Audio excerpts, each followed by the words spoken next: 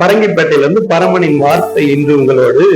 Ruth எழுதின சரித்திர புத்தகம் 2ஆம் அதிகாரம் 12ஆம் வசனம் சொல்லுகிறது, உன் செய்கைக்கு தக்க பலனை கர்த்தர் உனக்கு கட்டளையிடுவாராக. இஸ்ரவேலின் தேவனாகிய கர்த்தருடைய சட்டைகளின் கீழ் அடைக்கலமாய் வந்த உனக்கு அவராலே நிறைவான பலன் கிடைப்பதாக. ஆண்டவருடைய வாசனம் சொல்லுகிறது, எல்லாராலும் கைவிடப்பட்ட நிலைமை, கணவர் கைவிடப்பட்டது, அந்த சூழ்நிலை இருக்கிற ரூத்தை பார்த்து ஆண்டவருடைய வார்த்தை வருது, உன் செய்கைக்கு தக்க பலனை அவர் நிறைவான பலனாய் தருவார்.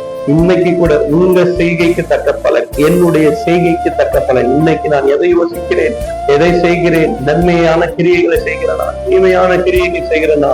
வெளிப்படுத்தல் 22ஆம் அதிகாரம் 12ஆம் வசனம் சொல்லுகிறது, இதோ சீக்கிரமாய் வருகிறேன், அவனுடைய கிரியைக்கு தக்கதான பலன் என்னோடு கூட வருகிறது என்று ஆண்டவர் சொல்லுகிறார். பிரசங்கி 12ஆம் அதிகாரம் 14ஆம் வசனம் சொல்லுகிறது, ஒவ்வொரு கிரியையிலும் அந்தகாரமான ஒவ்வொரு காரியத்தையும் நன்மையானாலும் தீமையானாலும் தேவன் நியாயத்தில் நிறுத்துவார் என்று வசனம் சொல்லுகிறார். ஆகவே உங்களுடைய கிரியைகளை இன்னைக்கு மாற்றிக்கொள்ளுங்கள். அவர் பார்க்கும் வண்ணமாய் அவர் இருதயத்தை பார்க்கிறார், முகத்தை அல்ல. ஆண்டவர் நிச்சயம் உங்க கிரியைக்கு தக்க பலனை நிறைவாய் தர வல்லவரா இருக்கிறார். அன்பின் ஆண்டவரே, இந்த நல்ல நேரத்துக்கான சுபிக்கிறோம். தேவ கிருபை கூட இருக்கட்டும்.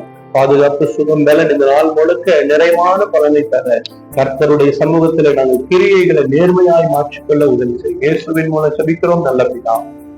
ஆமென். God bless you.